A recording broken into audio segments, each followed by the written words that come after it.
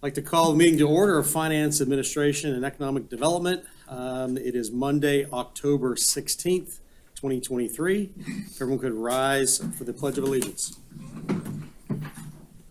I pledge allegiance to the flag of the United States of America and to the republic for which it stands, one nation, under God, indivisible, with liberty and justice for all. Public notification of this meeting has been published, posted, and distributed in compliance with the South Carolina Freedom of Information Act. If I could ask someone for approval of our agenda today. I'll move to approve. Thank you. Second. Mr. Dawson, thank you. Is there any discussion? Nope. Seeing no discussion, if there's no objection, we'll go ahead and approve that. Seeing no objection, our agenda for today has been approved. Let's move on to number 5 on our agenda, which is approval of minutes from August 21st and August 28th, 2023. And if I could have a motion for both of those, please. I'll make a motion. All right, that was Mr. Dawson, and then second was Ms. Howard. Is there any discussion? Seeing no discussion, we will approve minutes of August 21st and August 28th with no objection. Seeing no objection, that has been approved. Next, we'd like to open up to our citizens' comment, 15-minute period, total of 15 minutes, 3 minutes per speaker. And speakers will address council in a respectful manner appropriate to the decorum of the meeting, refraining from the use of profane, abusive, or obscene language in accordance with Beaufort County's rules and procedures. Giving of a speaker's time to another is not allowed. Is there anyone today that would like to speak during our citizens' comment? No, sir. All right, no one in the audience and no one online. Great, let's move on then. And next up, we have our update from Assistant County Administrator, Mr. Dale Butts.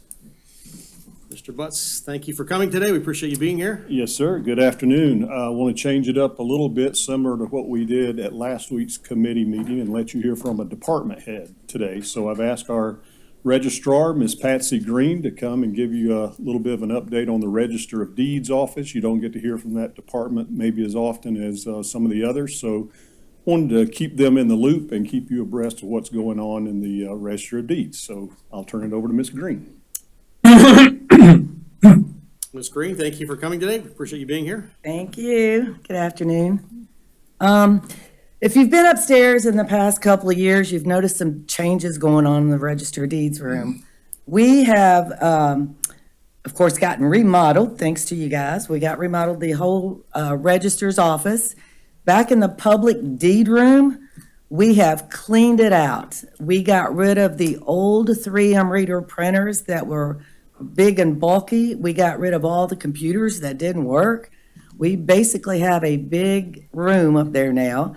We purchased 3 ScanPro machines, which use the microfilm, microfiche, aperture cards, 16 and 35 millimeter films. So we can do everything we did with all those other machines with just those 3.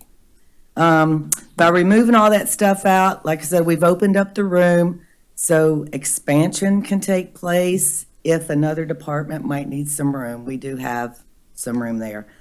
Some of the projects that we're working on, we're still comparing the old data point system, which is a period that runs from 1983 to 1988 that was never fully converted to the New Vision system.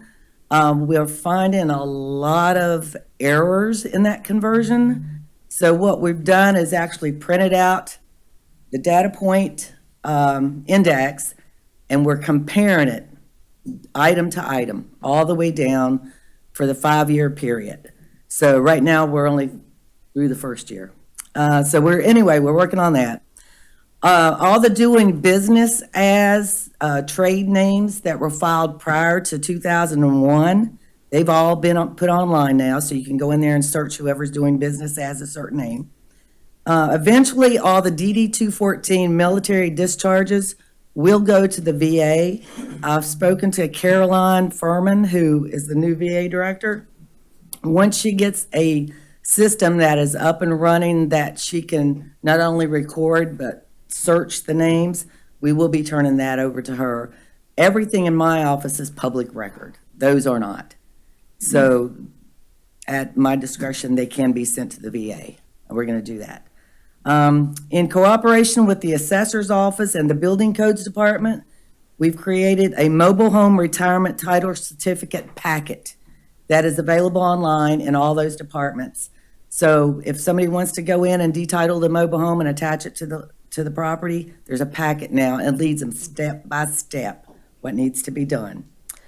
Also, with the unlicensed builders affidavit, where somebody goes in and wants to do some work on their own home and they're not a certified builder, we've come in uniform form for that to go online, and you can utilize the same form throughout all the entities. County of Beaufort, City of Beaufort, Town of Port Royal, Town of Hilton Head, and the Town of Bluffton. So we're all using the same form now. We now have a large format printer in our office. So if somebody comes in and they want a plat that's full size, 24 by 36, they can get that. We only charge $5 for it. The fraud alert is available for property owners who would like notification should fraudulent documents be filed on their property. This is a system that was set up when Dale was the registrar. And believe me, it has taken off. With all these commercials for property alert through Title Lock or whatever, people are calling all the time, especially the Sun City people and the retirees around the community. So they call, but it's a very good thing to have. A lot of the other counties are calling to ask how we do it and what we do. So that's good to have.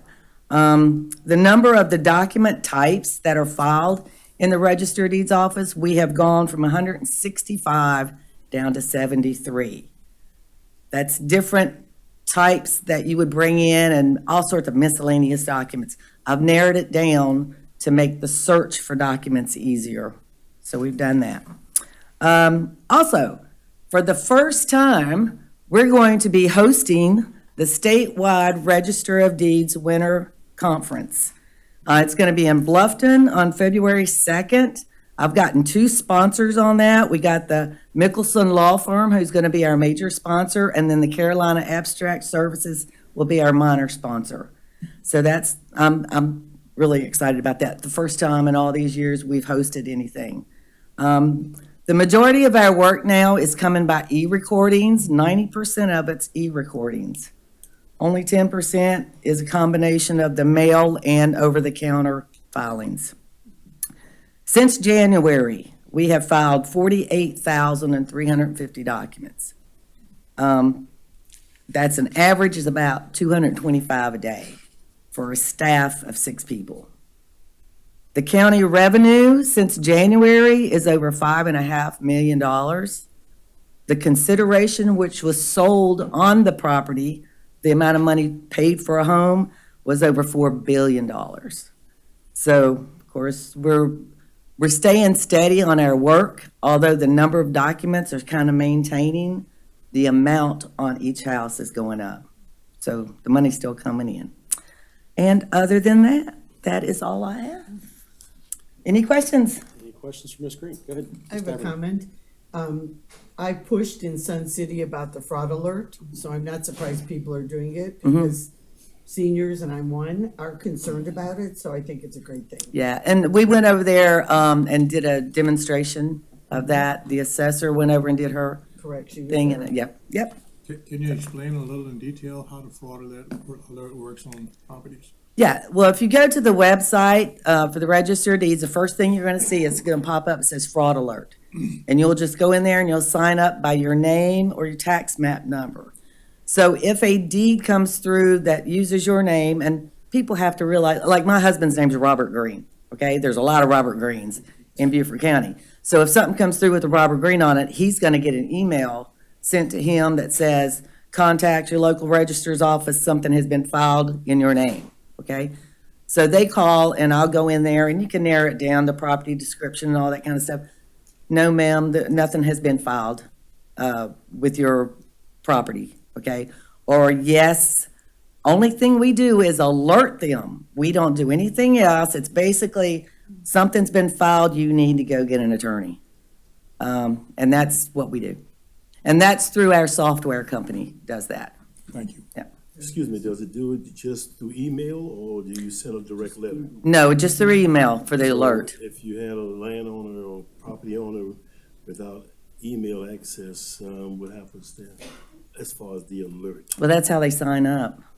So they don't walk in the office and sign up. Yeah, they have to do it online. All right, so if they go and sign up, they would need an email address of someone, family member or Okay. somebody that would have to I sign got it in. now, okay. Yeah. Appreciate it. I think we probably need to consider those who do not have electronic access. I'll have to talk to the software company and see how we can set that up because Appreciate that. they're the ones who would have to notify somebody if a deed comes in. Got you. Yeah. And have you had any instances that you can think about that's happened where? people- No, now we do have what did I say? It's not really a prevention. It's, if someone brought a quit claim deed to the counter and tried to file it, okay? And this is only on quit claim deeds not prepared by an attorney, okay? They come in, what we do, and of course I'm on public thing now, so it's not gonna be private, right? Without the grantor's knowledge, we send a little letter and a card to their address that's on file with the assessor's office. And basically, the card says, did you transfer this property to a new person, or did you not? Basically, it's a check one box or the other. It's already stamped card. I gotta just stick it in the mail. They got 30 days to do that. If we don't get it back within 30 days, the deed goes ahead and gets processed. If within 30 days, it comes back and it says, no, I did not transfer that property, everything halts right now, we will contact them and say, listen, you need to get an attorney. Somebody's filed a deed fraudulently on their property. So, but not to this date, I haven't had anybody came back in and said, no, we didn't do it. So it's, Okay, good. but Mr. Chairman, let me Yeah, ask one, and then- oh, Good, Alice. go ahead. Could you explain, for the mobile home title, what you were talking about? I'm not, well, that's like somebody has a mobile home and they own a piece of land, and for tax purposes and also for maybe to take out a mortgage, they have to put the mobile home attached to the property as if it was a house. So it's called detitling a mobile home. And that's what we're talking about. Up until this point, there's been a lot of confusion on the what they needed to do first, second, third. One form was being used by one person, another form by another person, so we've kind of made it easy. It's all out there. It's got the instructions, the first page. So that's what they do. okay, thank you. Mr. Chairman, just one quick question. How does an address get changed in the system? Well, they would have to come in and change it, but that's not through my office. That's through the assessor's office, I believe. Okay, Yeah, if they want their taxes mailed someplace else? Is that what you're saying? doesn't really matter, just how do you change an address to a property?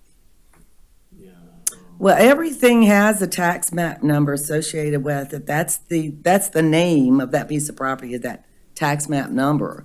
That number never changes. It's the No. address that could change through maybe That's- relocating 911 or whatever they do, but yeah. Or if you just want your taxes mailed to a different place besides what's on your deed, then you would have to come in, and that's not with my department, but I think it's with the assessors.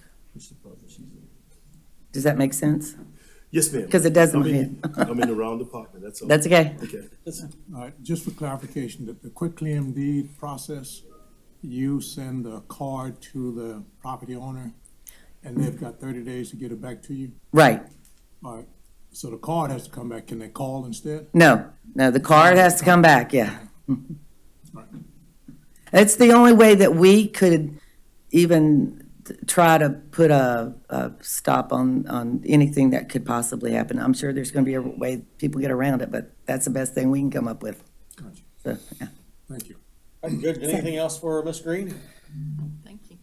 Thank you for coming. I appreciate that. It was Thank very you. informative. Mr. D.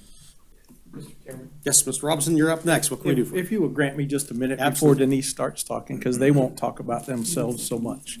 I want to make sure that, that council or your committee understands that Ms. Denise right now is filling two roles for Beaufort County. She's the acting interim deputy county administrator, as well as the CFO. They're really busy. Their department is doing a lot of work right now, a lot of good things. Mr. Butts as well, back here. He wouldn't tell you this either, but he's spending a couple of days a week in the finance department, and Denise has been going back and forth from this office and an office in the fire department. So her team is really doing a good job. Audit, this is an audit month coming up for them, so they're all really busy. And I wanted to make sure that they heard it from me. Thanks so much for what you do. They're really important to Beaufort County, and they've got a lot of chore up ahead of them to get it all done. So thank you so much. Good. Thank you, Mr. Robinson. Ms. Christmas, I think you're up next, and again, we appreciate you being here as well, and we know it's important for you to be here, and I want to thank you personally for sticking with us through this difficult and time that we've got, especially in our finance department. So again, thank you for being here and being part of what we're doing and what we're moving forward, and again, transparency and cleaning things up and getting things taken care of. So thank you. And again, the floor is yours, and I think we're having a discussion and presentation of year-to-date financial statements for the Enterprise Fund fiscal year 2023. Yes, thank you so much, and thank you, John, for those kind words too. And so I also have Christine Webb and Bryson Campbell in the room with me, in case you guys have questions on another topic, the ATAX topic, which is coming up next. So we will start with the enterprise financials. I think you all may have gotten the PowerPoint. So for fiscal year ended 23, we'll start with the solid waste and recycling fund. I don't know how much detail you guys want for this, but I really just like looking at the bottom line, the summary, which is slide 5. The solid waste summary, where it shows your revenue that was collected for the year and the expenses that were paid out. And the net income for that fund is $1.6 million, $1,644,417.18. So that is great that we had a net income last year, and we are anticipating another net income this fiscal year. It's trending that way. Do you want me to go over the details of all of this, or do you want me to just go over the summary? If you want to go over the Ask you to speak to salary, particular. salary, In the budget. Okay. As it relates to overage. what, if you can just go through the summary, and then we'll come back and ask questions. Okay. All right, so that's solid waste and recycling. Our next enterprise fund is the stormwater utility. So the stormwater utility fund had revenue last fiscal year in the amount of $7,662,598 of their budgeted $8.4 million revenue. Their expenses were $4,922,015 of an $8.3 million budget. They only spent 59% of their budget. Their summary is revenue over expenses with a net income of $2,740,583, which I think is pretty strong. And again, it looks like we will anticipate another net income this year is the way it's trending. And I'll be happy to provide quarterly financials at our next meeting to update you guys on all of these enterprise funds. Moving along to the Beaufort Executive Airport. They had revenue in the amount of $1,251,514.62. And their expenses were $1,118,997 for a net income of $132,517. Now, this net income it may change when the auditors are starting our audit now, but there may be journal entries, there may be adjustments which might affect all of these numbers, all of these net income numbers, but I don't anticipate them changing much. Let's hope they all stay in the black. Can I ask Okay, a and then the- question here, Denise? ahead. Can I Yes, ask a ma'am. question? I'm looking at the Beaufort Executive Airport Summary. So in my world, a negative on the net income would be a deficit.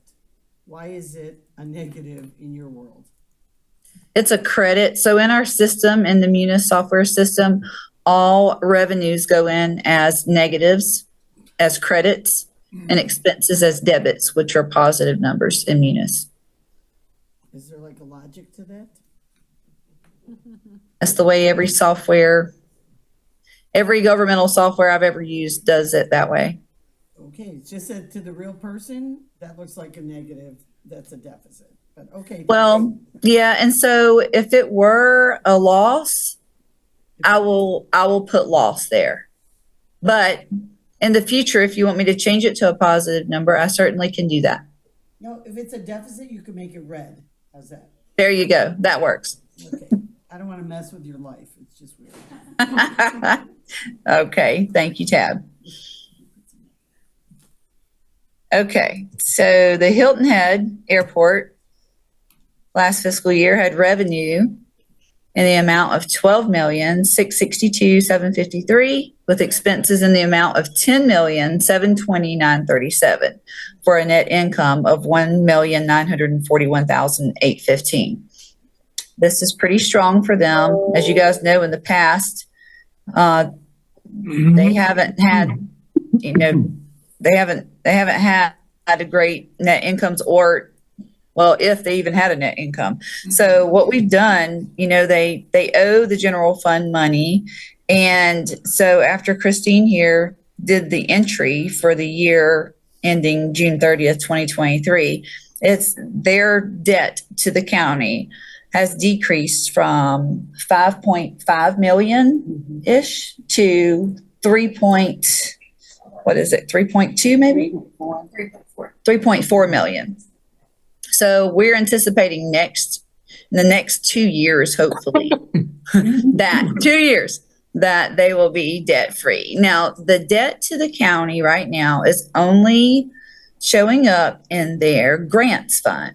So last year, the Hilton Head Airport on our books owed money to the general fund, and their operating fund, their PFC fund had a opposite balance, but Christine corrected that. It's a long story, but she corrected that entry.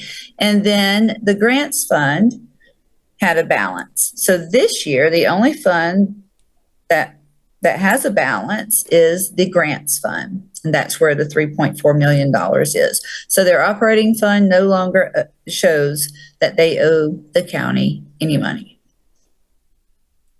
which looks good in the financial statements. And the grants, it's the county supporting their grant match for all of their projects that are underway. And that's all of our enterprise funds, and they all have net incomes for 2023. Are there any questions? Any questions, Mr. Glover? You wanted to ask a question about? Yes. Good. Yeah, I appreciate your report, especially with the airports. And it was really good to see the executive airport in the positive area, because they've been sort of in the negative for several years. So that looks good, and I trust that John will continue to do what he can to improve those revenue at the executive airport.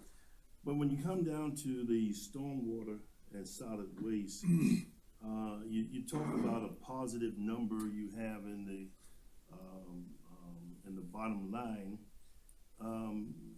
My question is that because we have staff positions that have not been funded over the years, and is that something that we need to correct in our budget going forward to make that adjustment, or we continue to keep those salary in those positions until they are basically hired? So I know it's been several years where we had a lot of staff that have not been, positions that have not been filled. So are we repeating that continuously, and we ended up with a lot of surplus in our enterprise budget?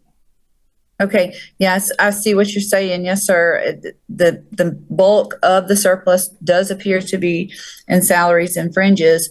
But this fiscal year and fiscal year 24, we did not budget those surpluses. So I'll be curious to see what our financial statements look like when we end this fiscal year. And it should correct itself, Mr. Glover. So, we should see a correction of that come year end this year, this fiscal year. But it does appear that there are positions that are not filled right. Well, they weren't filled in fiscal year 23. That yes, it resulted in that surplus. So they would have had over time an accumulated fund balance that we can then apply that fund balance to their budget? Yes, we sure could. And we actually did that this year when I sat with Neil for the stormwater budget. We sat there and looked at his fund balance and noticed that his fund balance grew quite a bit. So he needed some capital equipment for that fund. So I advised him that yes, he could budget for some of that fund balance if he needed some capital equipment. So that is what he did in this fiscal year. Yes, sir. And that would prevent us from bonding funds out, or using the general fund money to support these enterprise funds, which, we don't want to get in the habit of doing. I had a follow-up question. Yep, go ahead. And Unless then, you're done. I'm done, but I see Mr. Jerry just did. Yeah, I just had something to add on. So inside Public Works, in total, we're down 35 positions that are unfilled that we have available to fill. A lot of those are attendants at the convenience centers. Those are mostly part-time positions. We only have a few full-time positions that are mostly the foremans there in solid waste.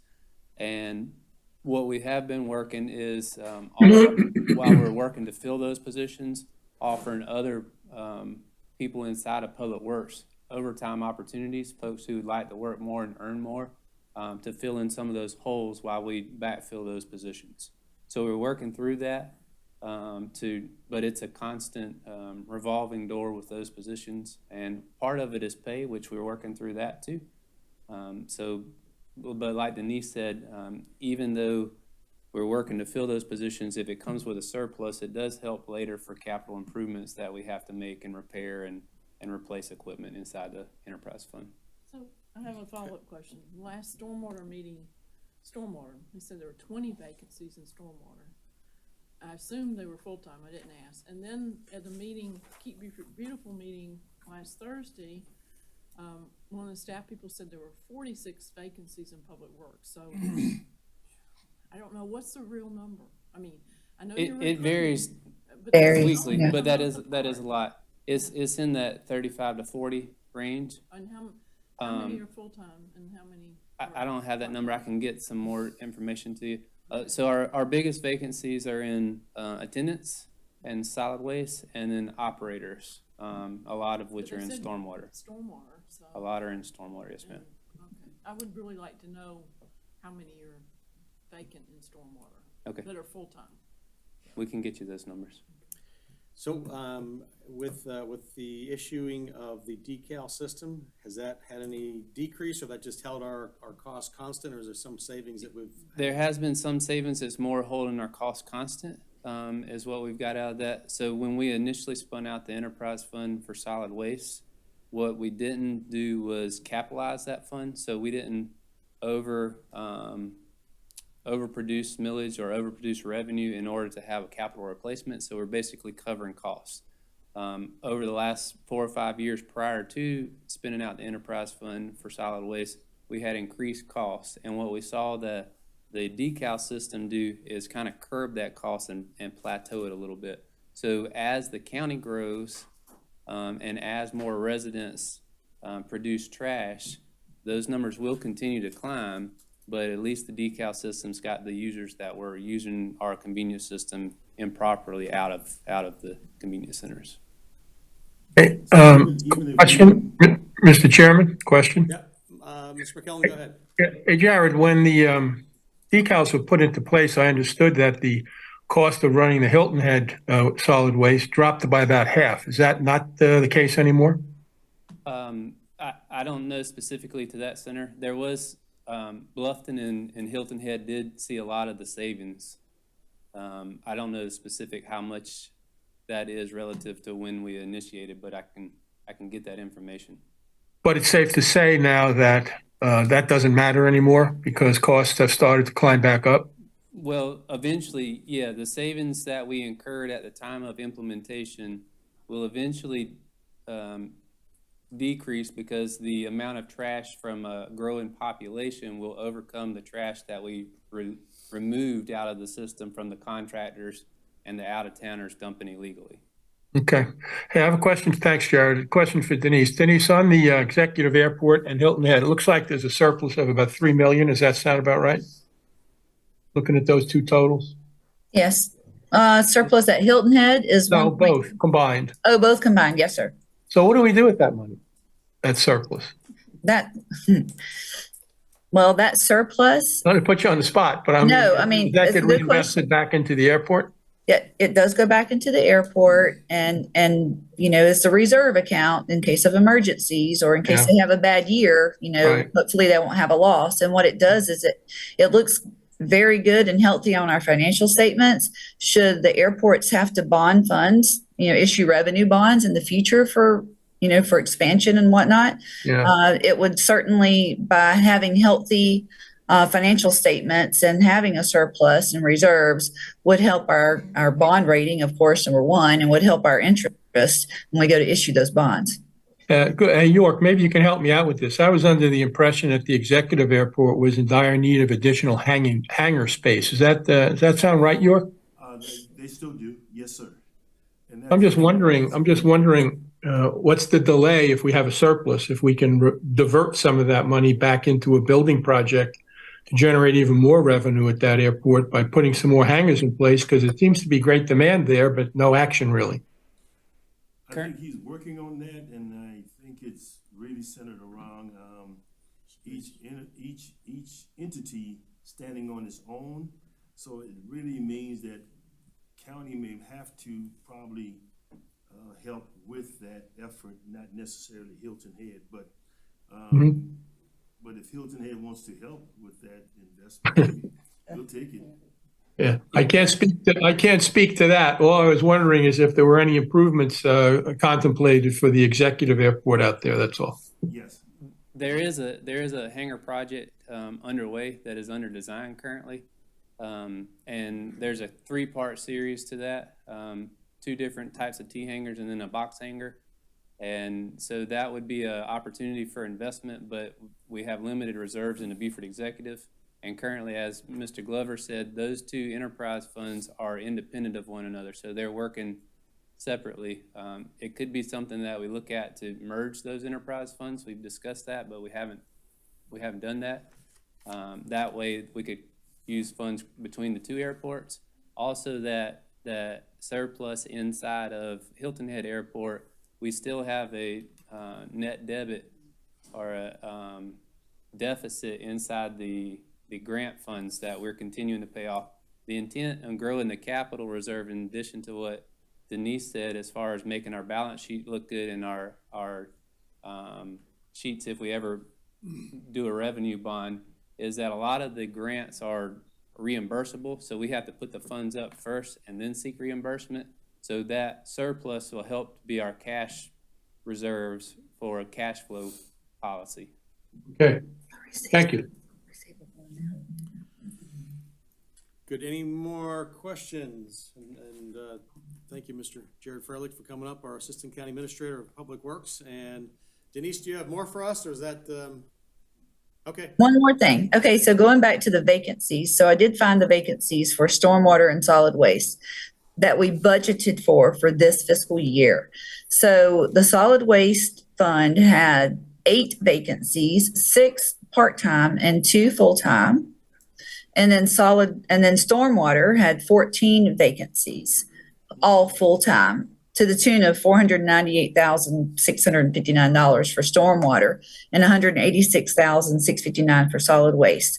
So those that did contribute, like Mr. Glover said, to the surplus in those funds last year. So I just wanted to throw those numbers out to you. Vacancies, and I don't know how accurate those are today. I don't know how many of those have been filled or if the number has grown. But that's certainly something we can get from the HR department for you guys.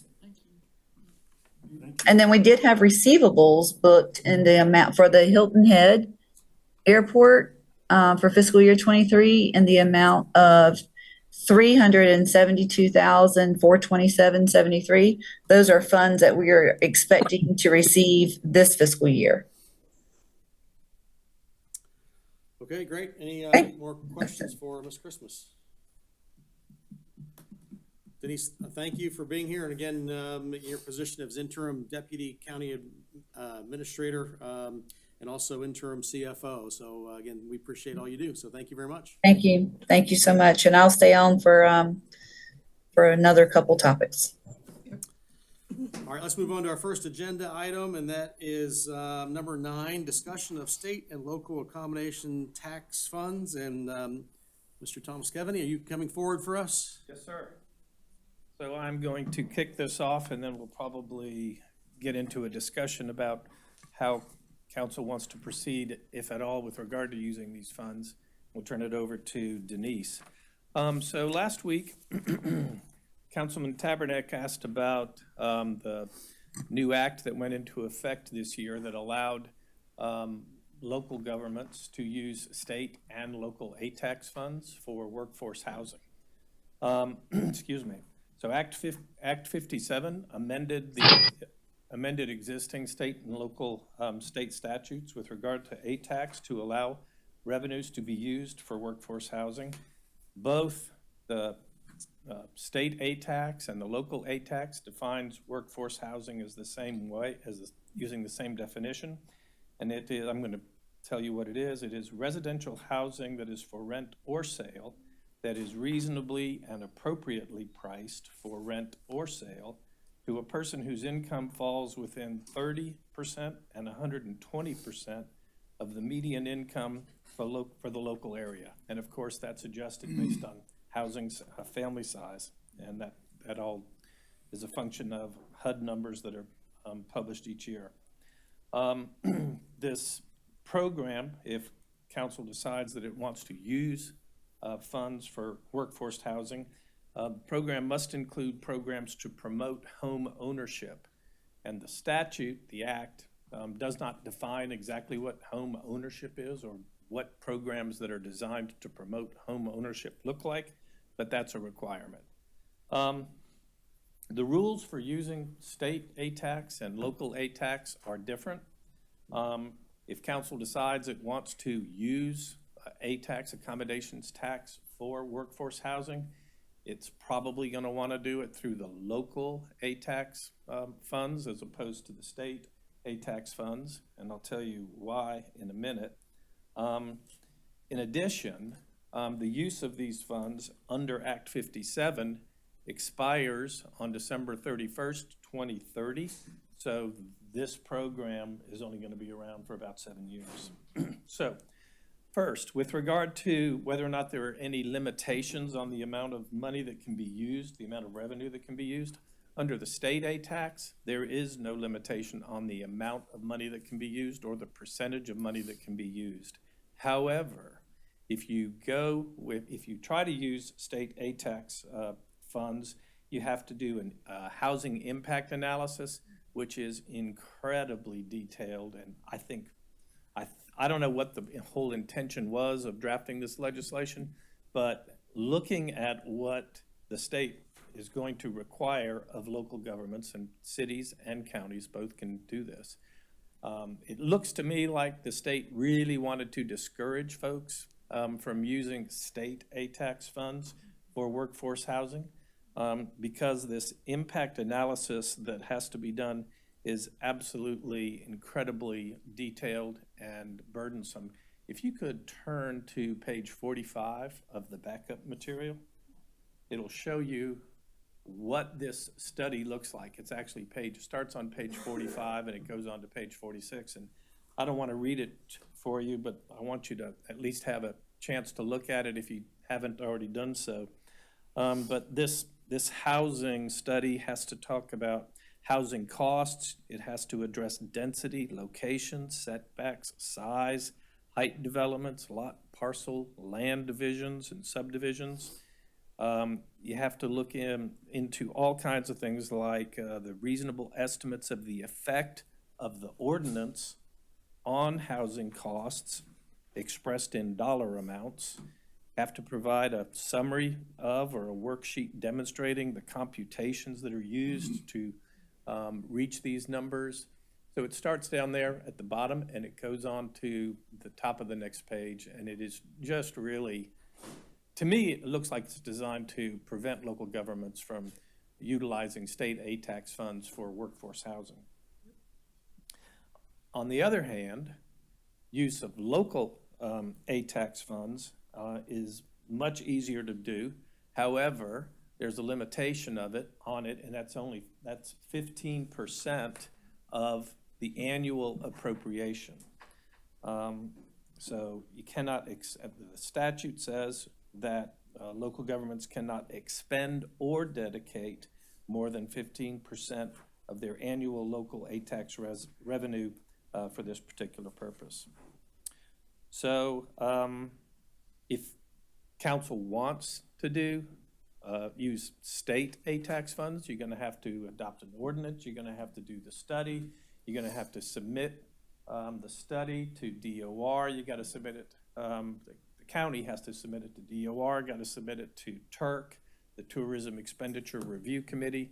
It's a very, very burdensome process. On the other hand, if you want to use local ATAX revenue, you're limited to 15%, but you're not going to have to amend the ordinance that we currently have. I included a copy of our current ordinance in the backup material. It's way, way, way back toward the back.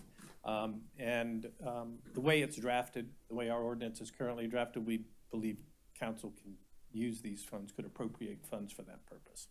So that's kind of where we are with regard to the law.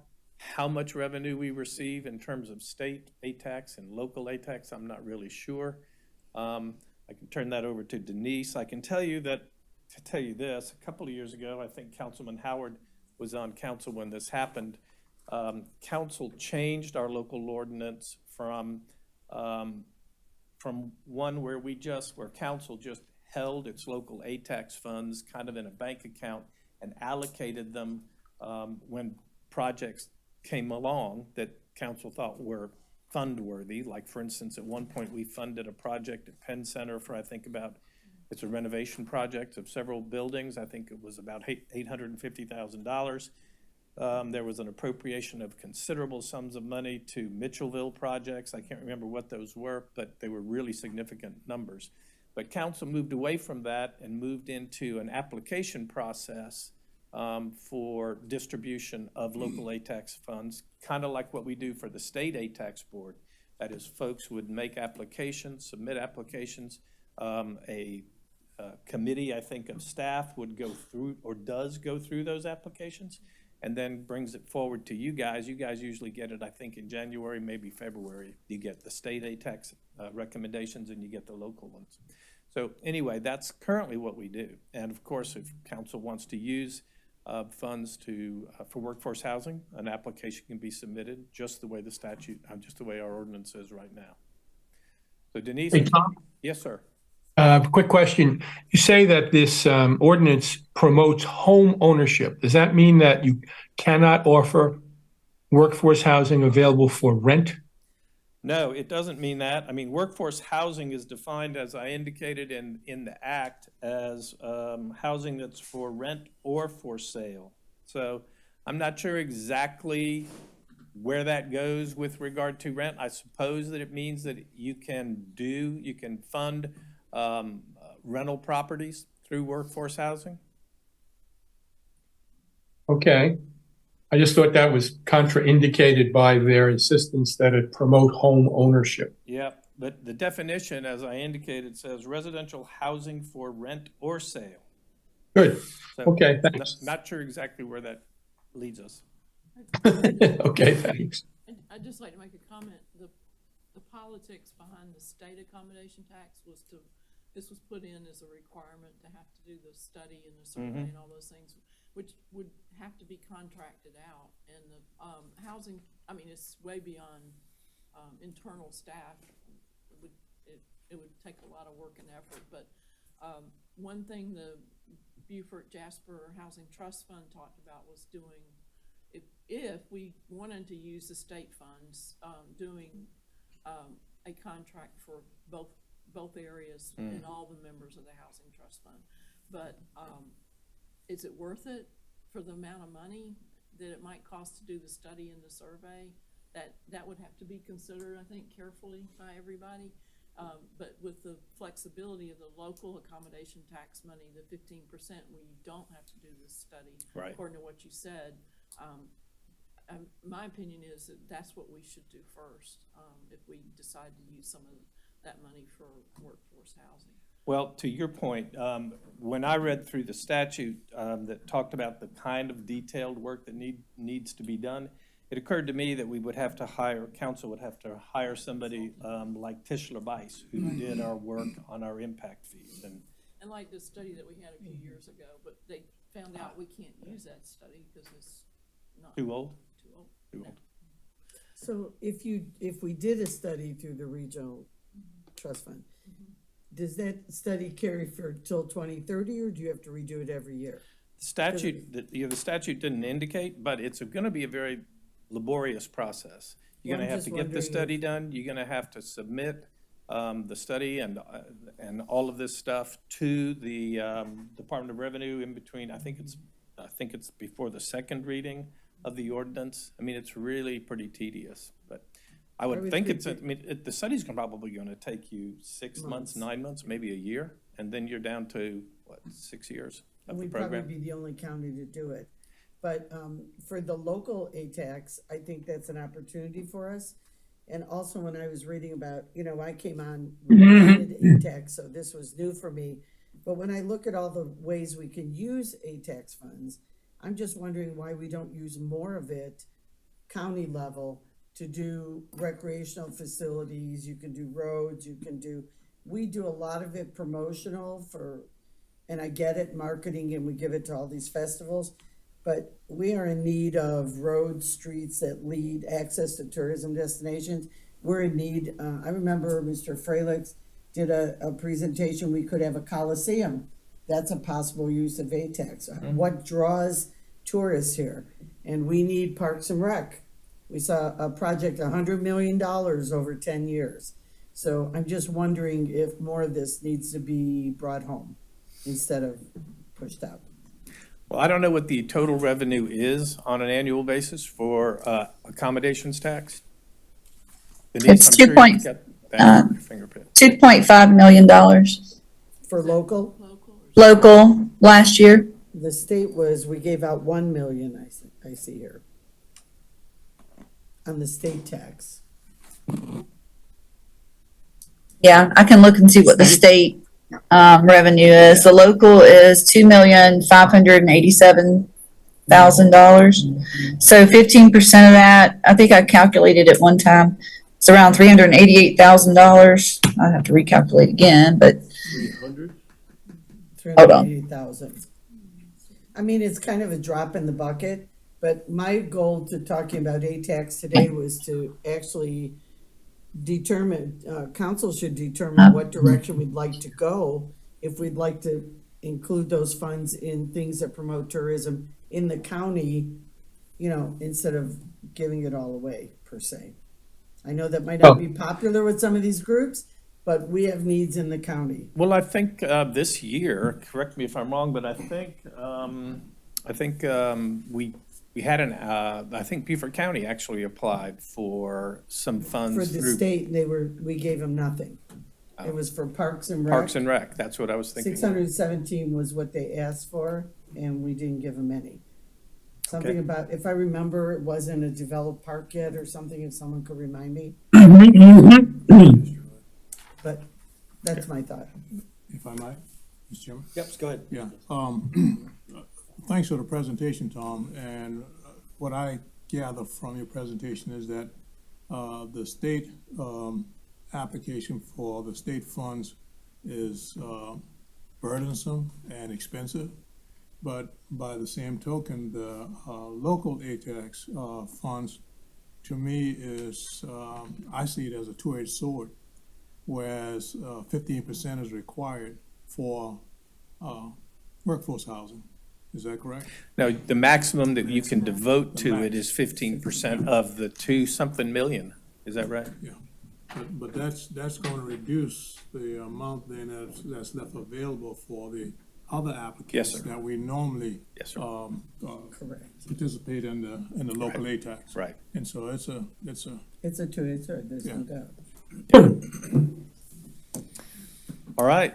So, what do we need to do with this? What's, It was just, I was just informational? bringing it forward so that you guys know it when you go through your budget process and when you're thinking about, actually, I think the application period for local ATAX has opened, right? And the deadline is December. Denise, is the deadline the end of the year?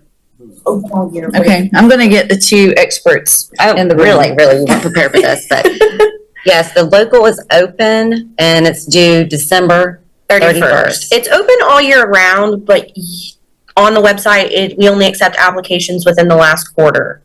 But we just posted our state ATAX, which is due November 7th, I think. That might be wrong. So we just sent the notice for the state, but not the local yet. Right. There's no way that we're going to be able to appropriate any state ATAX funds during this year. Not at all. It would just be the local at this point. You know, yeah, November 3rd it's due. November 30th is when? What's due?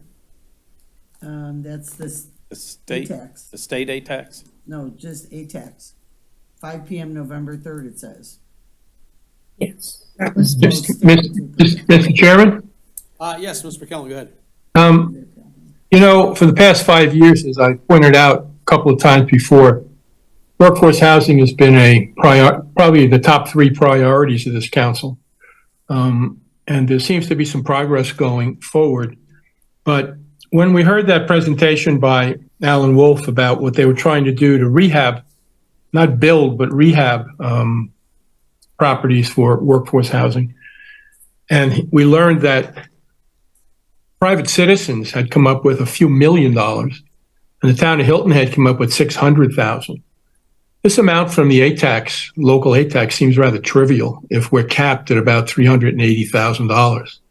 So that's not really a significant amount of money when you consider that some private citizens have contributed $3 million. So I'm wondering what we can do as a government to assist in this project from this Community Development Corporation that seem to have a very good plan for development of workforce housing in the unincorporated areas of Beaufort County, but they plainly need some assistance. And I'm wondering if we can't really go to ATAX money because the amount, as Gerald pointed out, if we take that money, that reduces our ability to allow other people to have what we've normally funded. So where do we go? What's the answer here if we're going to act on our priority for the past 5 years? Because I'm sure that nobody in this room can tell me the names of 3 people who are living in Beaufort County sponsored workforce housing. So I'm wondering when we're going to fully engage on this and where can we go to get some funding for these worthwhile projects. So what I would ask is that somebody start thinking about this on the executive staff and come up with some alternatives as to where we can possibly provide some money to back up the position we've taken of this being such a high priority.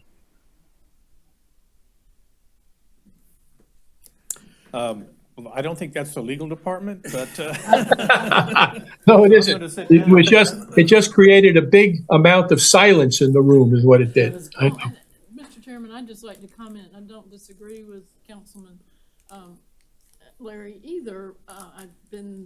We've all been pushing this for many years, but we've done a few things with some ARPA money. We bought the property that TCL sold for that purpose. We're making bites at it, but I don't think we should disregard this opportunity if we decide to, this 15%. We could do like we've done in some other years, use it for paying the hookups to Beaufort Jasper Sewer Authority for affordable housing, things like that. So it's just a piece of a bigger puzzle that we need to continue to work on, and perhaps the group from Hilton Head, working with our Beaufort Jasper Housing Trust Fund group, we can figure out how we can help them with other ways, including this money. It is just a tiny bit in the big picture, but it's a start. So at 15%, I mean, Larry, you calculated 300, I think 85,000 is what you said. And if we do use that, we as a group say, okay, let's open up our ATAX committees to looking at the test. Still have to go through the same process of being evaluated for the money. But if we made that money available, it would then be a characteristic that we could have the affordable folks look at that. But keep in mind as well, and again, it's the good and the bad, is the fact that as soon as we take that money and put it towards affordable housing, it then takes it from other organizations that are applying and asking for money as well. So that there's less money for other places that have been going out there.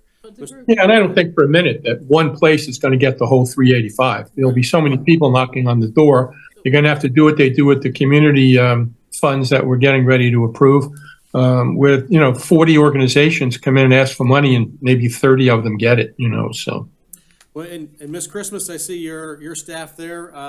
If they want to kind of give us some advice on what we would do as a council, or our next step if we did want to make money available to affordable housing recipients.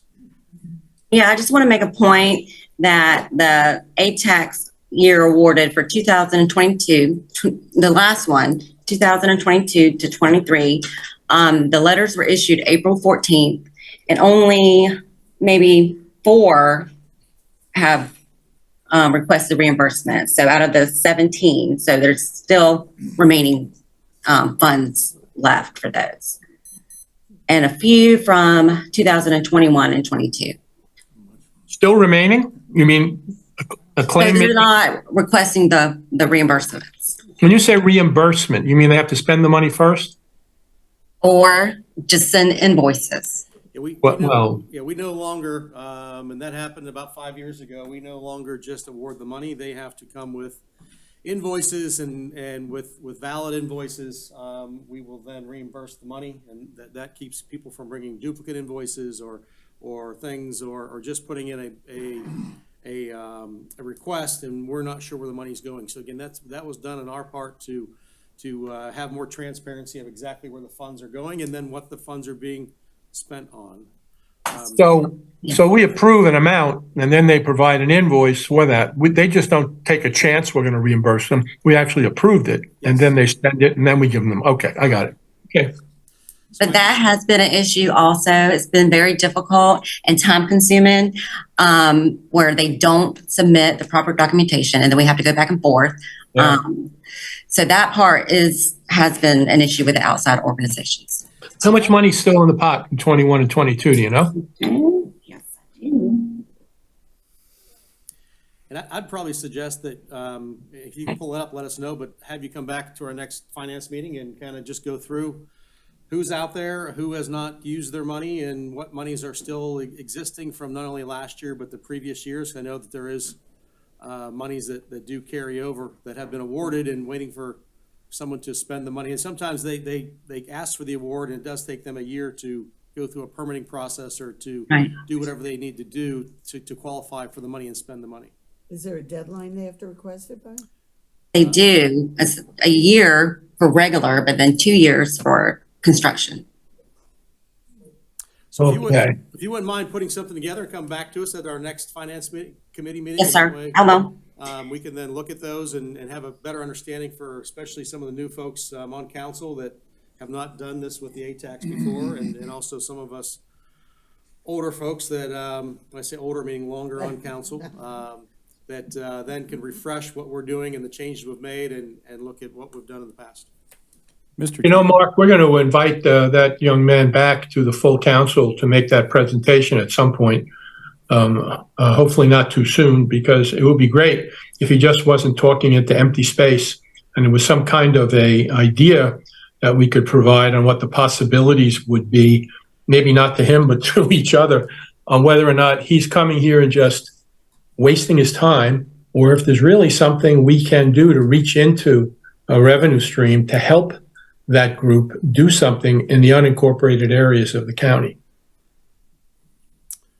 I get the feeling there's a lot of talk taking place, but that nobody's really interested in digging down to see, I hope I'm wrong, to see what the possibilities might be. And I don't know if people are just waiting for an instruction to do that, or if we haven't been strong enough in speaking about this. I'm not positive, but I don't get the feeling there's a lot of motion being undertaken here as to what the possibilities are, where that money might be, that we could provide some assistance to the people who are trying to do some good in our unincorporated areas of the county.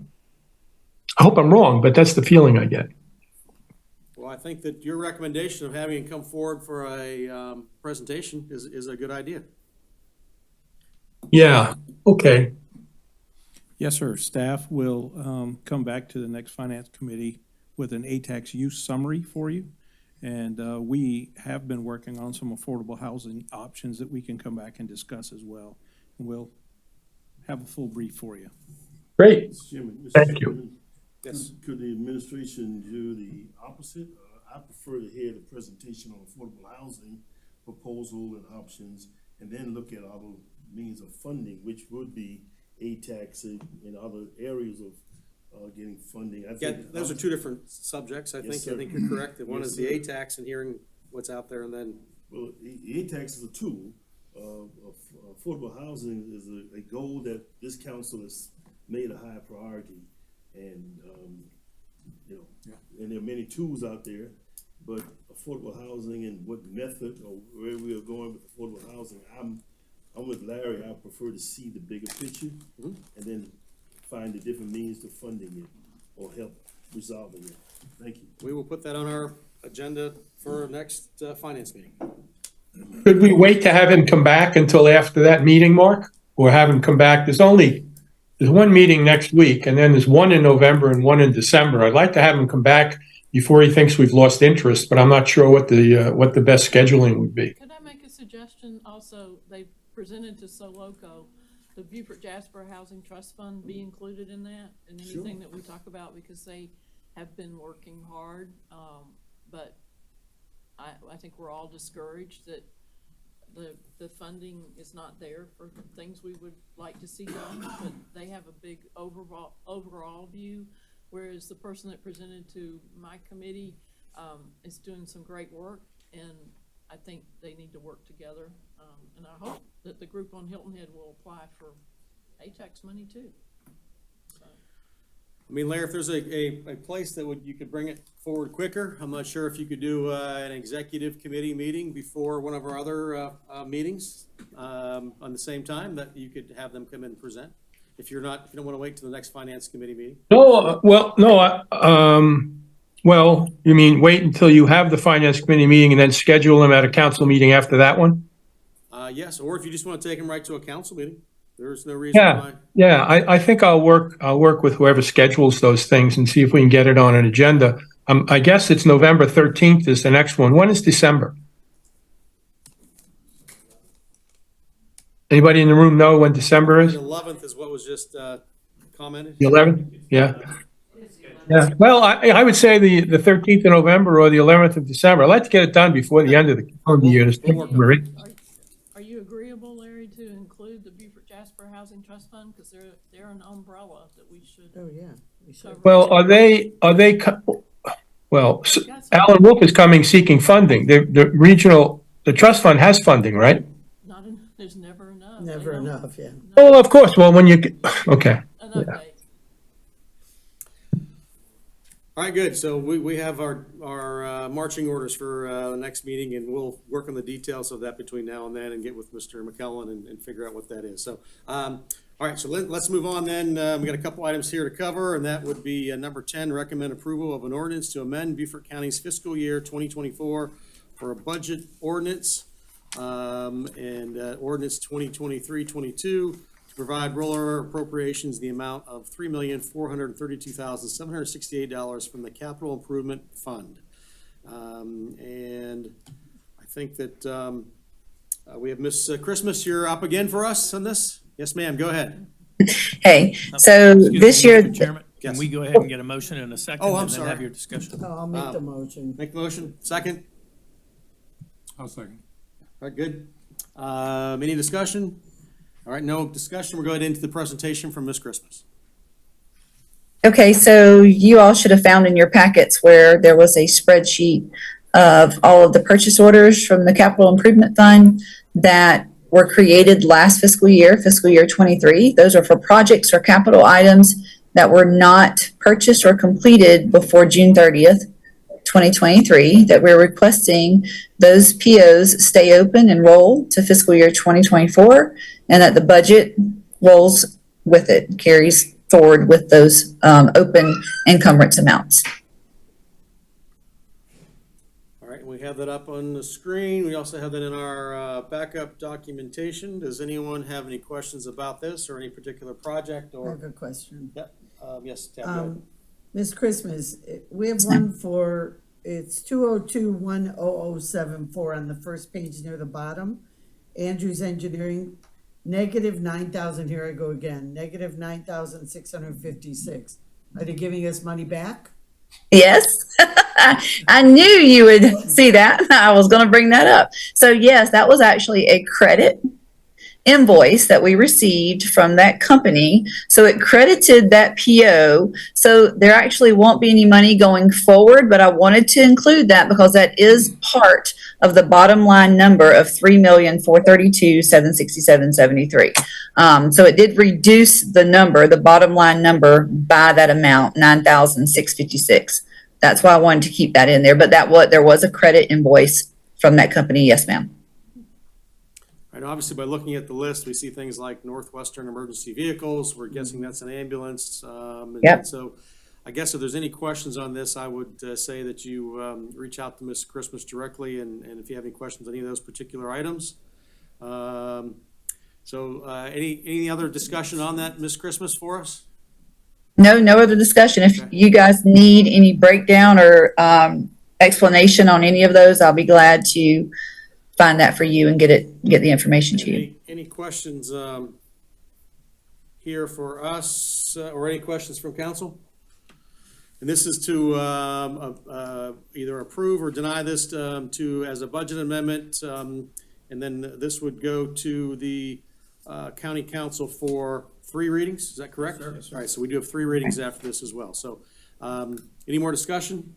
If there's no more discussion, is there any objection to us moving this to county council? No objection. It has been approved. All right, let's then move on to our next item.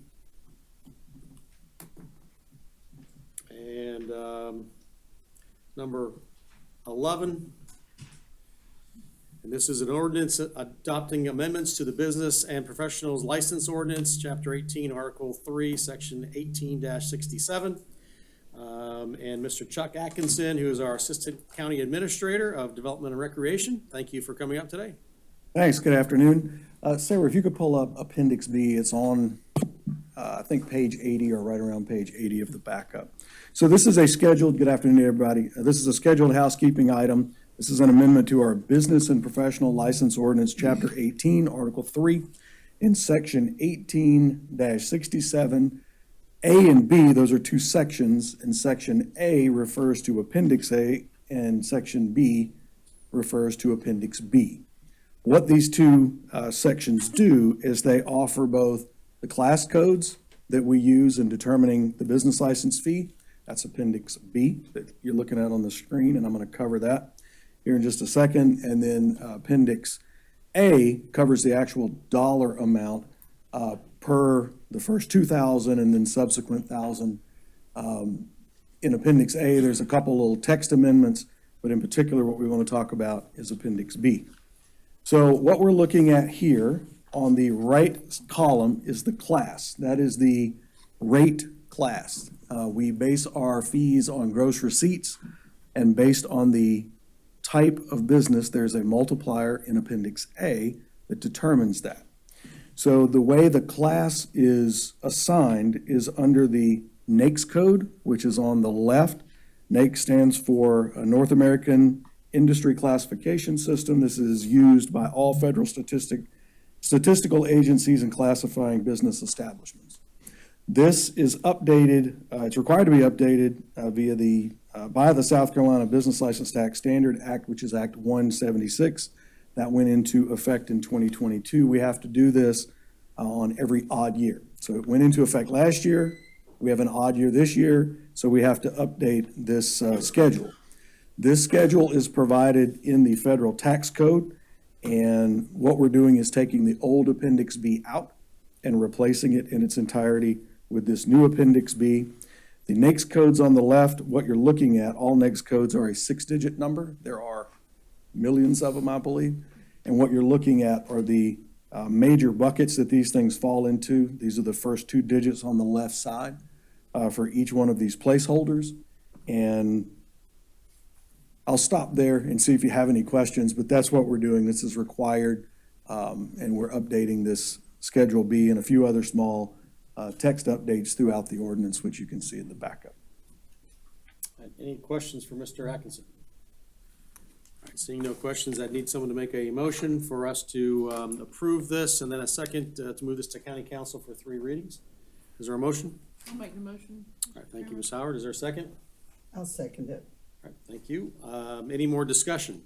I would like to say thank you. I had a question about short-term rentals that Mr. Atkinson answered for me earlier today and cleared that up for me. Sure. Because they are required to have this. Mr. Dawson.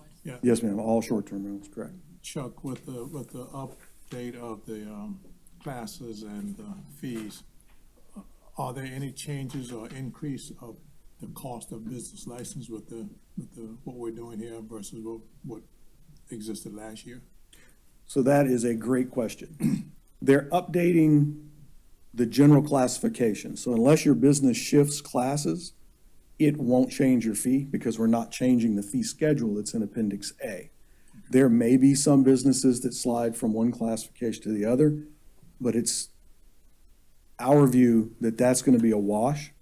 So from the standpoint of this reflecting into changes in revenue, it should even out, right? If there are changes, the plus and minuses should pretty much even out. But this is not an indicator of what the revenue will be because that's really based on the number and type of businesses that apply for licenses in any one year. Does that make sense? Gotcha. Yes, sir. All right, any more questions? Seeing no question, we'll call the question to vote. And is there any objection? Seeing no objection, this will be moved on to county council for first reading. So Thank you. Mr. Atkinson. All right, let's move on then. Our number 12, and this is an ordinance ratifying the salaries for various elected officials and to amend sections 2-347 of the Beaufort County Code of Laws, establishing the salaries for various elected and appointed officials. And I know that we've kind of gone round and round with this, and basically what has happened is that we had the coroner and the assessor who had been in office a longer period of time, and whenever the new elected officials took over, we found out that we had the salaries were in our ordinance was too low. So that's kind of where this whole thing came from. Was that a good summary? To be clear, is the auditor. Oh, I'm sorry, not the Okay. assessor, auditor. You're right. You're correct. I'm sorry. Yes, the auditor. So yes, in summary, on August 12th, 2019, it came to the Finance Committee, whereby the Finance Committee wanted to have the ordinance amended, which establishes the base rate salaries for the various elected officials. So I have to be clear, that is what this ordinance does. It does not stipulate what back pay is being paid out to the auditor or the coroner, although Catherine is going to discuss that for you. What you are voting on is to amend the current ordinance to change the base salary so that all of the elected officials can receive that salary. Are there any questions on the amendment to the ordinance? Are you saying that the current salary is what we're basically making changes right now to reflect what is currently being done? I think the answer to your question is no. Okay. The base salary, which was implemented as of July 1st of 2019, that is a base salary rate. Catherine is here and she can explain to you the breakdown moving forward. So the base salary establishes what an elected official is receiving as of July 1st, 2019, as a newly elected official. So moving forward, past July 1st of 2019, that salary gets amended going forward based on certain elements. It could be a reelection, it could be a COLA, and that's what Catherine has available to show you as it reflects on the coroner and the auditor. But again, the vote for the ordinance is only to establish a base salary so that all the elected officials from July 1st, 2019 moving forward are accurate. Let me make sure, I'm gonna look at the auditor right now. Okay. 59,915, I assume is the base salary on record for the auditor, but I'm assuming that the auditor was being paid 88,000 as base salary. At some point in time, we made that adjustment, but we never made it on paper. Is that what I'm hearing? So the auditor at the time did receive an increase to 88,000. However, we've had a newly elected auditor come in and sworn in July 1 of this year, and he is receiving what is currently published in the 2015 ordinance, which is that base pay of 59,000 plus any applicable COLAs and/or adjustments that occurred after that. So that's what we're here to discuss today, is a twofold piece. First, we need to go ahead and amend that ordinance back to the 2019 to update entry rates. Then we also need to talk about, which is what I'll share with you all today, what those numbers look like today so we can make sure we can retro those two positions correctly. Does that answer your question? I'm sorry. Okay. Were there any other questions on the ordinance itself? Okay. All right, so I have shared with you all a document over the weekend. I hope you've had some time to review it, but I'm here for any questions you may have.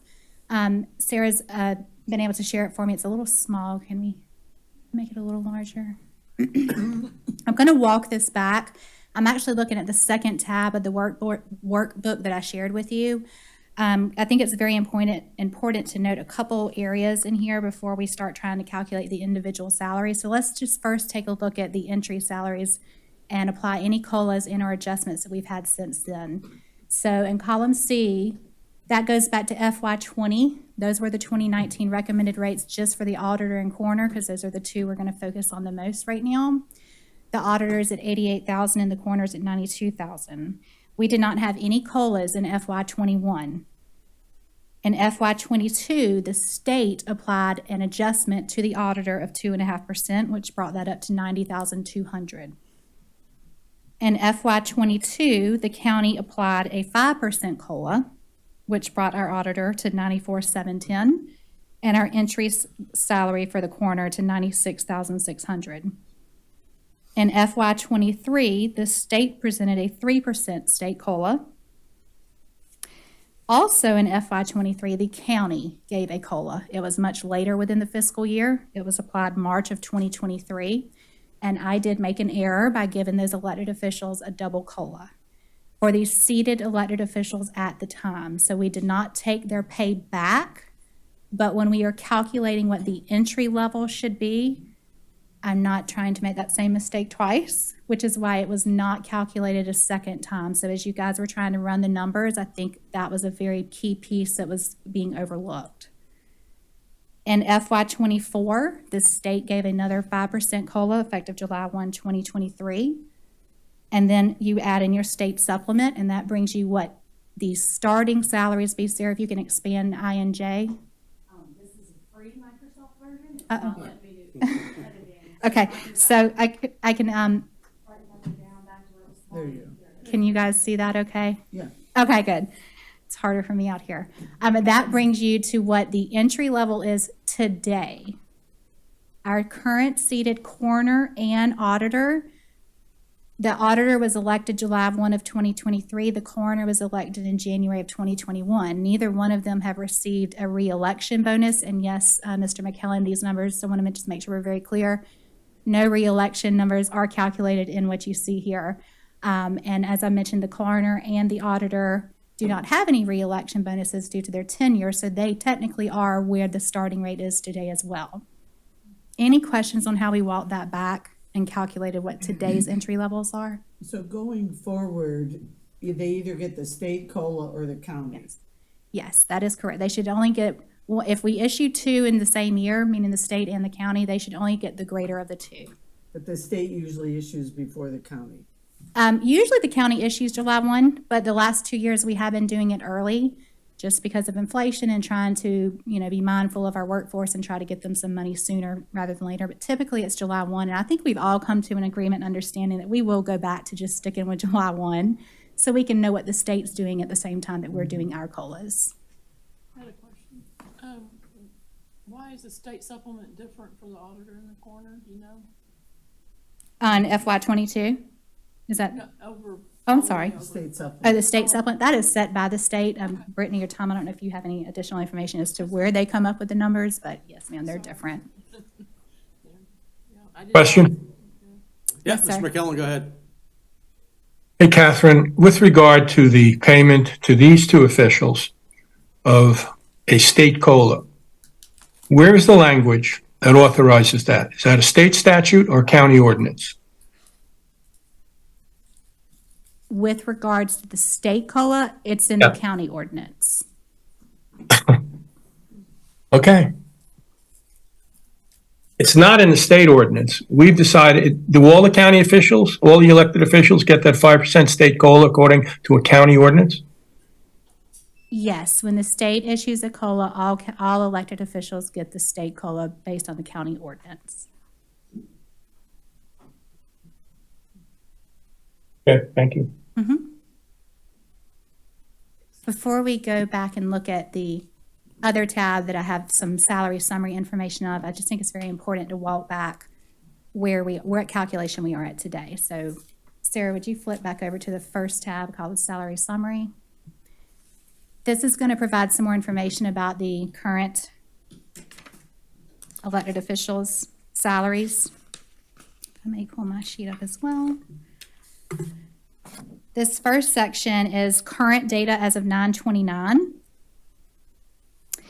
You will find each position listed, the incumbent, their current county annual salary, the annual state supplement with a current total salary in column E. We have confirmed that the treasurer, clerk of court, and sheriff are all as they should be with any applicable increases that we have received. Again, it is the auditor and the coroner that we need to correct. The second block on this worksheet is what the amended salary should be. The auditor's county annual salary should be $102,428.86, plus, of course, the state supplement, the grand total of $125.80.86. And Coroner Ott should be at $104,472 with a state supplement of $15,000, bringing the grand total to $119,472. The third block is just showing you the difference of where they should be and where they are. The fourth section is as of today, or as of 9/29 rather, that is the current retro that we owe these two individuals.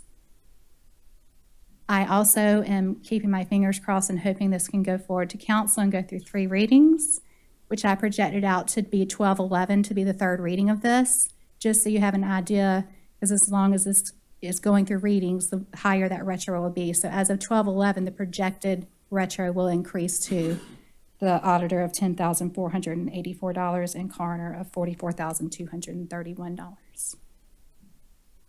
The last 2 tabs on that breakdown, you guys can look at. That's just a breakdown of showing how I came up with the retro to go back to each pay bracket they were in and the amount of hours they worked within that pay bracket to determine their retro.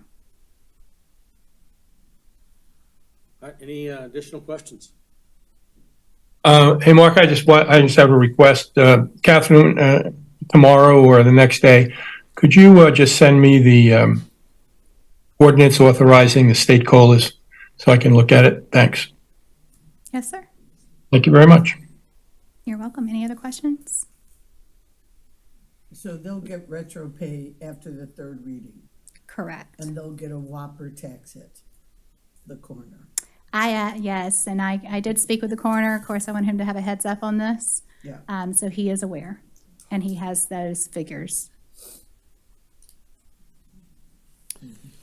All right, have we got a motion yet on this? Not yet? Okay, I can have a motion then to move this to council. I'll make the motion. All right, thank you. Mr. Bartholomew seconded it. Is there any discussion before we vote? Just one more. Yes, sir. Make sure I understand the COLA. You said that, an elected official will receive one or the other, but not both. If the state issue or the county issue. And when that COLA is presented, on the county side, I know it's on a total salary. Is the state on based on a total salary as well? So the COLAs for the state is we just apply it to the county salary we give. We don't adjust their state stipend. Okay. So it doesn't make any adjustment. That state stipend is flat, and that's what it is, no matter what COLAs we regardless. receive. Got you. Okay. I just have one final question, Mark. Yep. When the state says that there's a COLA and the state issues it, the state doesn't provide us any money to pay that COLA. That comes out of county funding, right?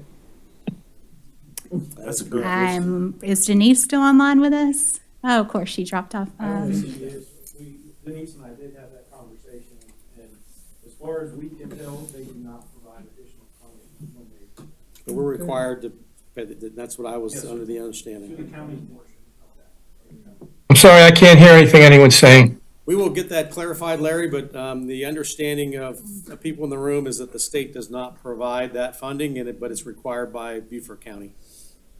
Right, they order the COLA, and then we say that it applies to the county officials, and then we pay that money. That's our understanding, but we are going to get a definite answer on that. Because the 5% COLA usually just goes to state officials. Okay, I got it. They're gonna send me a copy of that ordinance. Thanks, Mark. Okay, yes, sir. I have one more question. Go ahead. For the coroner, who, I don't know him, but if I were him, I would say, could you give me half of my back pay December 31st and half of it January 5th? So it's spread over 2 IRS years. That's a good idea, Tab. Well, I do taxes, so that's what I'm saying. If I were him, I'd ask you to do that. I don't know the legality, but what does IRS care? It's just back pay. Yeah, I don't know about the finance world and how that works, but I can certainly ask Denise, or we can even speak with the coroner and see if that's even a If I were Mr. desire. Ott, I would be appreciative of that. I had suggested that we be in touch with Mr. Ott so that he can be in touch with his CPA so they can figure out how best to do How this to best do in a it. way Want it that's all this equitable year. to him. I wouldn't want it all in 1 year. All right, so is there any objection to us moving this forward to council? Seeing no objection, this has been moved to council. Catherine, Brittany, thank you so much for being here. Thank you. All right, let's move on then to number 13, recommend approval of a resolution to approve recommendations to award fiscal year 24 community services grant program funds in the amount of $398,000 to the community service organizations. And there's no fiscal impact with that, but yes, Ms. Audra, thank you. Good afternoon, Mr. Chairman and committee members. Fred Lyda, the Director of the Human Services Department, is here to provide the presentation for the recommendation for the FY 22 Community Services Grant Program. It's right here. Mr. Lyda, thank you for coming. We appreciate you being here today. Thank you very much. I appreciate it. Good afternoon, everybody. So a little bit of who we are. My name's Fred Lyda. There we go. Human Services Director. And so I want to give you a little bit of the process that we've put in place and how we've come to this point. So council created this process years ago, 10, 12 years ago, leveraging the department's expertise to support collective impact and equitably distribute nonprofit support for Beaufort County residents. Our purpose is to promote and sustain activities that improve quality of life for all of our residents. A little bit of history, how we got to this point. So as I said, back in 2010 and prior to 2010, all of the funds that were being awarded to the nonprofits in our community were done on a case-by-case basis. There were about 10 nonprofits that every year would come in front of council and say, hey, can I have some money? And council would give them the funds that they wanted. There was no accountability. There was no coming back afterwards and saying, what did you do with the money we gave you last year? They just came back again the following year and said, can I have the same? Council members were being solicited at all different kinds of locations, as you can imagine. And the first reaction that we had as we formed the alliance was, there's about 500 nonprofits in our community. How come only 10 get to even come to ask? So council, at that point, we were talking about 2011, asked us to begin developing a process that would look at how we could fairly and equitably distribute funds across through an application process. And that brought us to where we are today. We started in November of 13 to actually have the current competitive grants process in place that we use now. In case you're wondering about the amount of funds that were allocated during all those times, there used to be a lot of other entities that were funded through this. So Palmetto Breeze, Soil and Water Conservation District. Over the years, council removed those from the pool, and that's what caused our allocation to be reduced. So to talk, a little bit about eligibility. You have to be a nonprofit, obviously. You have to serve Beaufort County residents. You have to be a member of either Together for Beaufort County Coalition or the Alliance. Again, the effort there is to make sure that we're all having collective impact, trying to get folks out of the silos where they have operated in the past and start working together. And you have to be a registered partner of the Alliance in order to be eligible. Some of the areas that we focus on are basic needs, health and wellness, education and empowerment, family services, victim advocacy, and more. We have an independent review panel that we put together every year. These are made of volunteers. There are no county staff who serve in this capacity. It's all done by community representatives and stakeholders. We change the panel annually, and we keep them anonymous both from the rest of us. Myself and Ben are the only two people who know who's on that panel. They don't even know the other people on the panel, so that there's no way that anybody can lobby them, or that panelists could get together and be in cahoots and put forward a stronger evaluation on one application over another. So they don't find out who's there until the day we all bring them in a room together to actually go over their scores and come up with a decision on what the recommendation would be to move the process forward. It's all done based on merit, and so that we don't compare from one year to the next. You don't always necessarily have the same groups applying every year. And we've based our model on national models that are using the same kind of process. Our current panel has representatives from the 3 community foundations, a retired educator, and a Gullah preservationist served on this year's panel.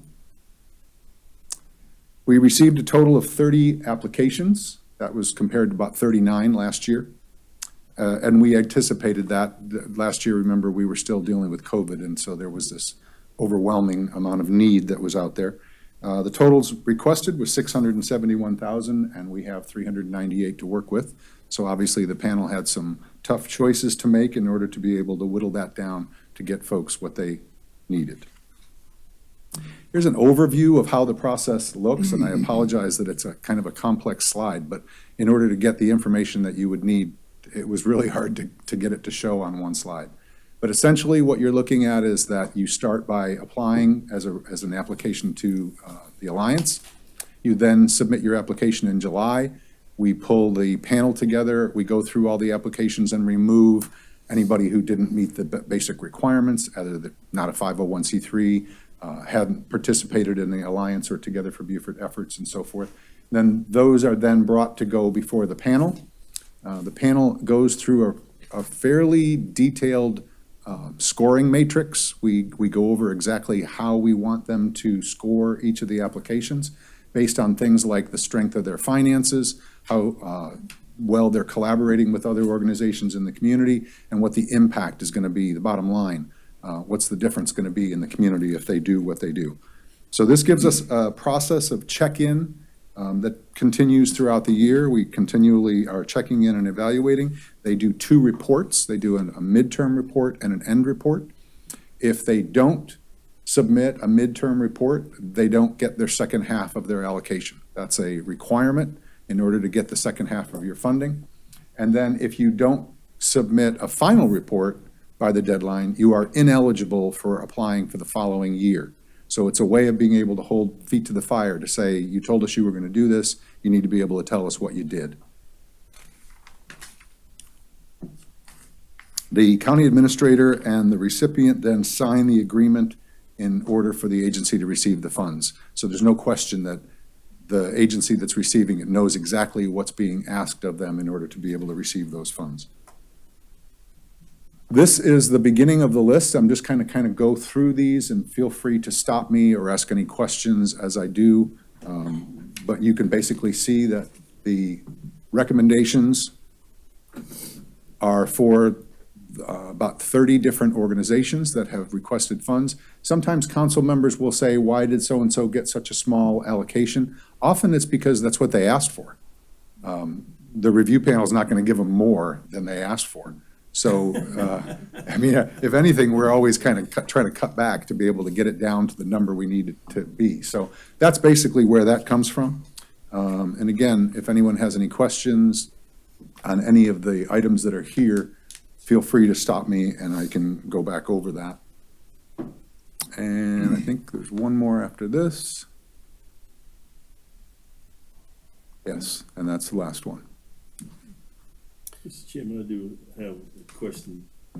I don't need to divulge any applicant, but there's a group that's out there that are helping landowners. Yep. There's property. And I thought that they may have made an application through I don't think this. they got funding, but we have been working with them, and we've Okay. partnered them with several other organizations. We now have a Northern Beaufort County office for them to operate out of, so they're now both in Hilton Head and Northern Beaufort County, and they're partnering with the Heritage Library, the Foundation Library, as well as the Heirs Property nonprofit out of Charleston. So the 3 of them are all working together to try to make a stronger impact on that population as they work together. I'm glad to hear that. I'm sorry? Yeah. So the answer was they did not apply this year. Oh. Gotta see about that. One of the things that the, particularly the Heritage Foundation, was needed was, some funds to help pay for some of the fees that they have to, involve with landowners and stuff. I think Right. That's something that could be very, funded and stuff, but they didn't apply, so there's nothing you can do if they don't Yeah. apply. Yep. Okay. You have to ask. Mr. Lott, I saw you said you had 30 applicants, and I think I counted 26 people got funding, so there's probably 3 or 4 that didn't That- qualify. Correct. So if you can just tell us, if someone has a nonprofit and they want to see if they qualify for other things, where would they go? How would they get an application? What's the process for them to do? The lack of qualification wasn't, it was a matter of the application was disqualified. So if they're a member of the Alliance, and just so everybody's clear, there's no money involved here. You participate, that makes you a member. Okay. So it's about making sure that people are at the table together, listening to each other, talking to each other about what they're doing so they can build a collective impact. It's not about paying dues or putting money into a pot. That's nothing to do with that. So any nonprofit can go to the county webpage, submit an application, and you'll be a part of the Alliance. At that point, you can begin attending meetings. For some of our smaller nonprofits where you're talking about like 1 or 2 people, we don't make them come to every meeting. It's the kind of thing where if they did, they'd have to shut down the office because there's only 2 people and you can't operate. So there's lots of different ways that nonprofits can participate with not necessarily attending all the meetings. We have nonprofits who host meetings. so that it's easier for them to have a contribution without actually sending somebody to the other side of the county. Did that answer your question? Yes, it did. Okay. Could they not meet, through Zoom? Yeah, we do a lot of Zoom meetings. That was one of the best things the pandemic did, was teach us how much more we can do electronically. Mr. Chairman, I've seen the amount requested and the amount distributed, there's a big delta there. If you had this is a question for Mr. Lyda, if you'd had $671,000 in the budget, you could have spent it. Oh, yeah. So, I think in next year's budget, we need to consider that, the need out there. Those 9 that didn't apply this year, are they? I'm sorry? You said 9 organizations, you had 39, 2 years? 39 last year. And 30 this year. 30 this year. Did the ones that dropped out, do you think any particular reason that they didn't apply? We wouldn't know. They don't didn't know. come and tell us. Thank you. Councilman Howard, I think the amount of money that's being distributed has been the same for several years, hasn't it Oh, been? gosh, probably since 14? So it hasn't been increased. It comes from our general budget. Yep. I know all of us have been approached by different organizations. What are you doing for the homeless? Right. I would say, 50% of these organizations are helping the homeless. Oh, yeah. Or maybe more. And, that's one of the ways we can serve the homeless is through these different Absolutely. programs. Yes, ma'am. All right, so today, what are we doing today? This is something that we approve. This goes to council. Recommendation to, Approve a resolution. okay. All right, So so, moved, Mr. Chairman. all right, thank you. And we got a second. Any more discussion? Yeah, I'd just like to say to Mr. Lyda, Fred, we thank you and the Alliance for all the work that you do and the help and assistance you give to the citizens of the county. Thank you. Thank you, sir. Chairman, I need a second. David. Mr. Chairman, I want to echo what Mr. Dawson said, and I would ask Mr. Lyda if he would, give us an idea of how much we should actually increase that amount, and following Ms. Howard's. Rather than throw a number out, I'd like to get back to you on that. Oh, yeah, I want you to. Thank you. Yeah, we could do an average. If you wanted us to look over the years of how much was asked for and take an average of that number, we could do that. That'll work. All right, good. Yes, get that to Audra and we'll be able to then move forward from there. And any other questions for Mr. Lyda? Thank you for coming. We appreciate your time today. All right, thank you very much. Did we vote on it? We You did a motion. Motion, and now it's, is there any objection? No objection, we'll move this, actually, it's a resolution that okay. All right, and then let's move on to number 14, and that is agencies, boards, and commissions, appointments and reappointments. And we do have 3 board members. I'm gonna go ahead and read them, and then I'll ask if anyone wants to pull these off and do them separately. If not, we will then do them all at one time. Recommend approval of the appointment of Robert McKay to the Board of Assessment Appeals for a 4-year term with the expiration date of October 2027. The Planning Commission recommend approval of the appointment of Pete Cook, District 6, to fill the Southern Beaufort County opening on the Planning Commission for a partial term appointment with expiration date of February 2024. And then number 3 is Disabilities and Special Needs Board. Recommend approval of the appointment of Frederica Williamson to the Disabilities and Special Needs Board for a 4-year term with the expiration date of October 2027. Is there anyone that'd like to vote on those separately, or can we vote those? All right, seeing no one vote themselves, so I'd like someone to make a motion for us to approve all 3 of these at the same time. So moved. And is there a second? Second. All right, is any more discussion? Yeah, actually, I know we had asked at one point for the applications to be provided or the background for these individuals. Is there a way that we can get that information? Yeah, we'll have to redact some stuff. Yeah, that's fine. We Yeah. can start sending these out. The second individual was actually recommended by Ed Pappas, Ms. Howard, and the Planning Commission. But we can start including all that. All right, so we had a first and a second. Seeing no more discussion, is there any objection? And seeing no objection, we will then move this to County Council for approval. Anything else to come before our committee today? Seeing none, I appreciate everyone's patience. We do work through things slowly, and I think that's the best way, but we thank you for coming out today, and we're done before 5, so. Meeting's adjourned.